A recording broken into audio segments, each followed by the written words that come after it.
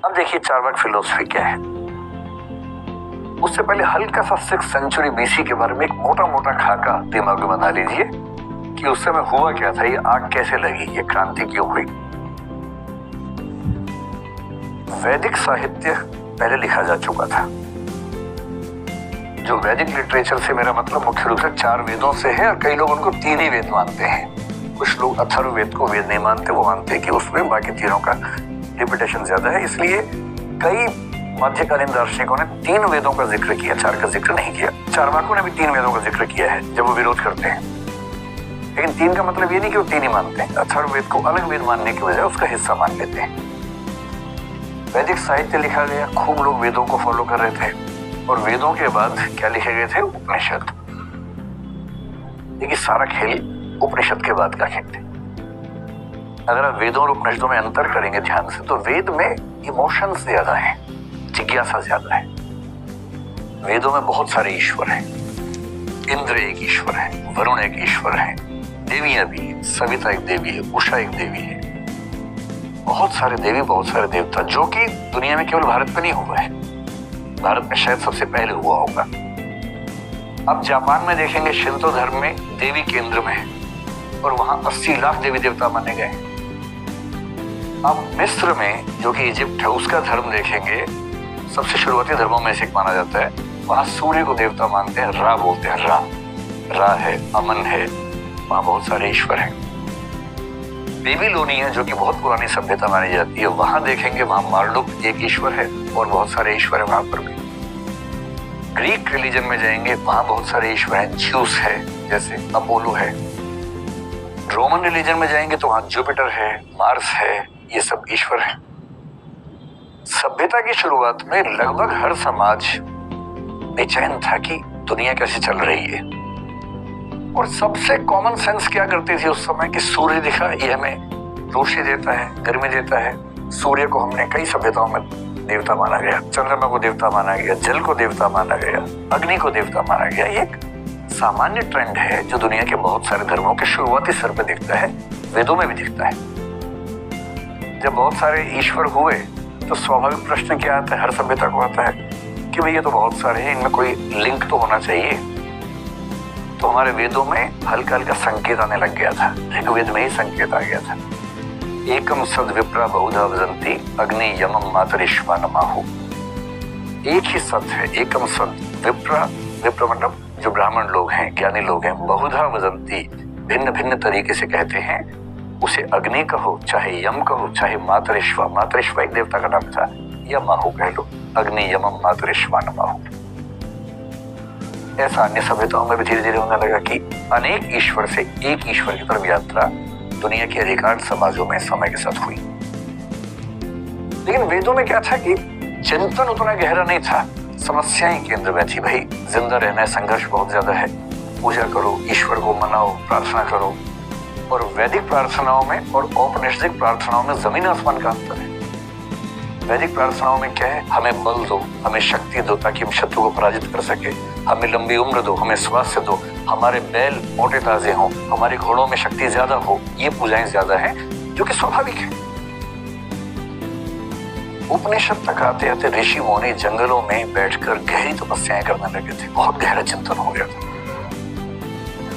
वैदिक काल के लोगों को नरक वर्ग की चिंता नहीं थी, स्वर्ग के बारे में बात होनी शुरू हुई थी, नरक की बात नहीं हो रही थी।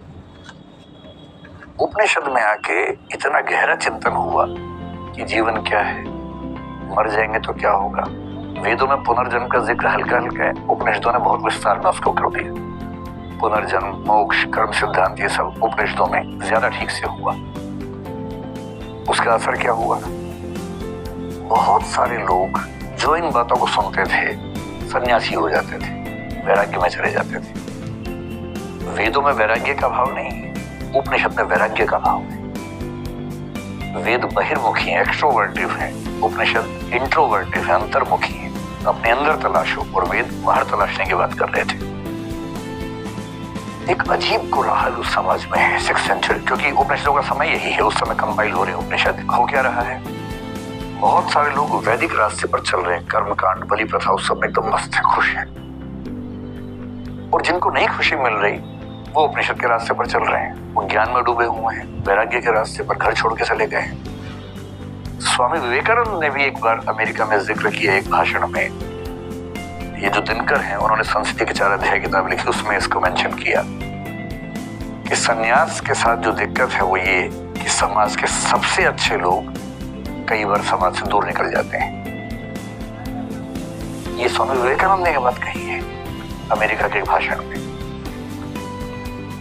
अब समाज में कोलाहल क्या है कि कुछ लोग सामान्य कर्म कांडों में उलझे हैं, कुछ लोग समाज से वैराग्य लेके भाग रहे हैं, कुछ ऐसे हैं जिनको इन दोनों रास्तों से आनंद नहीं मिल रहा, उनको बेचैनी हो रही है, प्रश्न को बुला रहे हैं, आत्मा होती है कि नहीं होती, ईश्वर होता है कि नहीं होता, हम मरेंगे तो पुनर्जन्म होगा कि नहीं होगा, खत्म हो जाएंगे, ये पृथ्वी कहाँ से आई, आसमान कहाँ से आया।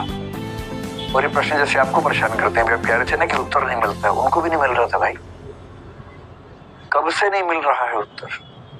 हर दौर के लोग परेशान हैं।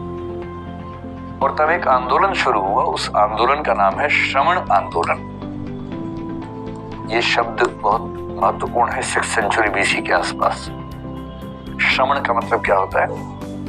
श्रवण का सही मतलब है वो व्यक्ति जो सीकर है, जो खोजी है, शोधार्थी है, अनुसंधित्सु है, ढूंढना चाहता है, प्रश्न बेचैन करते हैं, उसको उत्तर नहीं मिल रहे, उनको श्रवण कहा गया। और देखते देखते क्या हालत हुई, श्रवणों के जो अच्छा ये श्रवण वो है जिनको वैदिक औपनिषदिक रास्ता पर्याप्त नहीं लग रहा, उनको लगता नहीं कुछ और देखने की जरूरत है। और देखते देखते 6वीं शताब्दी ईसा पूर्व में 63 ऐसी संस्थाएं बन गई जो श्रवणों के भिन्न भिन्न लोगों की संस्थाएं थी।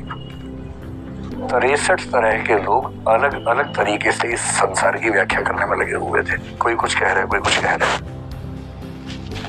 इन 63 में से 6 या 7 बहुत प्रसिद्ध हुए। मैं 7 इसलिए कह रहा हूँ, किताबों में 6 मिलेगा क्योंकि बौद्ध दर्शन की किताबों में 6 का जिक्र मिलता है, जबकि बौद्ध दर्शन खुद भी इनमें से एक था। उसको काउंट कर लेंगे तो 7 हो जाएंगे।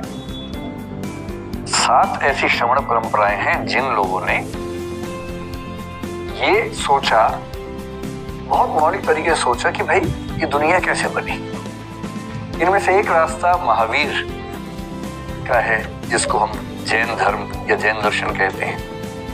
महावीर का एक नाम निर्ग्रंथ भी चलता है। निर्ग्रंथ का मतलब जिसने अपनी गांठें खोल दी हो, ग्रंथियां खोल दी हो, तो वहां निर्ग्रंथ नाथपुत्र नाम से एक शब्द चलता है। लोग मानते हैं कि उन्हीं के बारे में बात चले श्रवण परंपरा में। एक व्यक्ति जो 6 में नहीं आता है लेकिन वैसे तो आता ही है, वो गौतम बुद्ध थे, बौद्ध दर्शन भी चला, वो भी श्रवण परंपरा है। एक व्यक्ति उसी समय कौन हुआ, अजित केशकंबली, जिसका जिक्र मैंने किया, उससे कौन सी परंपरा चल पड़ी, चारवाक परंपरा चल पड़ी।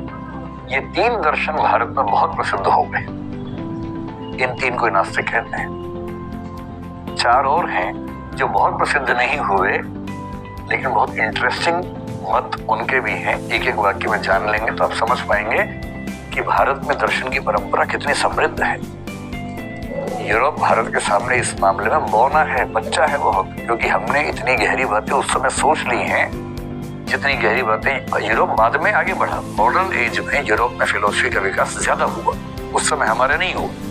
पर एंशिएंट टाइम में हमारा दर्शन दुनिया के किसी भी दर्शन से बहुत बेहतर लेवल पर है।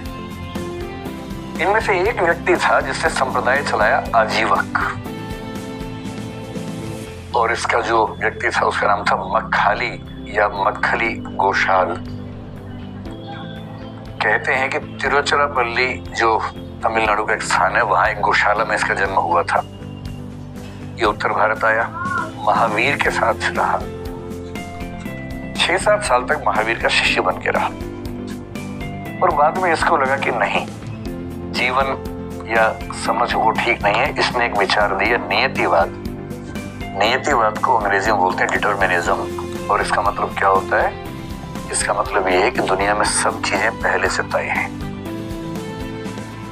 आप अपनी इच्छा से पत्ता भी नहीं हिला सकते। अब मेरे कहने के बाद आप जो ऐसे ऐसे कर रहे हैं, ये भी आप नहीं कर रहे हैं, ये भी कोई करवा रहा है आपसे। Everything including your smile is not because of you. आप तय नहीं करते हैं। अच्छा, फिलोसफी की खूबसूरती क्या है कि नियतिवाद को भी साबित करना आसान काम है। जिस दिन इसमें पढ़ेंगे जब पश्चिमी स्पिनोजा ने इसका विचार दिया 18th सेंचुरी के आसपास दिया और यहाँ 6th सेंचुरी बीसी में आ गया। देखिए 2400 साल बाद आ रहा वहां। जिस दिन इस पर बात होगी मैं आपको उनकी तरफ से समझाऊंगा कि वो क्या कहना चाह रहे हैं और मैं दावे से कह रहा हूँ कि आपको साफ समझ जाएगा उस दिन, सवाल नहीं सूझेगा कोई, क्योंकि आप पाएंगे इसके बाद क्या सवाल बचा, सब तो साबित ही हो गया। जब मैंने पहली बार फिलोसफी पढ़ा तो मैं इतना बेचैन रहता था। एक दिन एक फिलोसफर पढ़ा, मुझे लगा अंतिम सत्य मिल गया। 2 दिन बाद अगला पढ़ा, मैंने नहीं यार अंतिम तो ये वाला है वो तो सेकंड लास्ट था। और हर दार्शनिक को पढ़ के लगता है कि अंतिम तो ये वाला है। और यही तो मजा है, जब आप बहुत सारे पर्सपेक्टिव जानते हैं आपको मजा ज्यादा आता है। डिटर्मिनिज्म के बाद एक विचार उस समय कुछ लोगों ने दिया जिसको बोलते हैं शाश्वतवाद। ये उपनिषदों से मिलता जुलता विचार था, इटर्नलिज्म कहते हैं। इसका मतलब है कि भाई दुनिया में कुछ भी खत्म नहीं होता है, जो है परमानेंट है। और ये बात कहने वाला एक व्यक्ति था, उसको बोलते हैं पाकुद कात्यायन। इसका नाम भी कहीं कहीं आपको सुनने को मिलेगा। पाकुद कात्यायन, कात्यायन तीनों नाम चलते हैं। कहीं आप इतिहास में इनका जिक्र सुने तो समझ जाएगा क्या कहना चाह रहे थे। एक व्यक्ति और आगे बढ़ गया, उसने जो विचार दिया उसको कुछ लोग अक्रियावाद कहते हैं, लेकिन अंग्रेजी में अगर उसको हम लिखे तो अमोरलिज्म एक विचार था। आपके मन में ये सारे विचार कभी कभी आते होंगे। अमोरलिज्म सुनेंगे तो आप कहेंगे अरे ये तो हमारे मन में भी आता है। अमोरलिज्म का मतलब है कि दुनिया में कोई भी कार्य नैतिक अनैतिक नहीं होता है। ये सब कहने की बातें हैं, लोगों ने अपने अपने ढांचे गढ़ लिए। अब कितनी इंटरेस्टिंग बात है, आप अगर बकरा काट रहे हैं तो इस्लाम में नैतिक है, जैन दर्शन में अनैतिक है। कैसे तय हो कि नैतिक है कि नैतिक है? ऐसी 1000 चीजें हो सकती हैं। आप पूरा अपना चेहरा ढक के चलते हैं तो कुछ देशों में वो नैतिकता का चरम स्तर है, कुछ में जेल हो जाती है। कैसे डिसाइड करें? क्या ऑब्जेक्टिवली एब्सोल्यूट सेंस में किसी भी एक कार्य को नैतिक या अनैतिक कह सकते हैं? नहीं कह सकते हैं।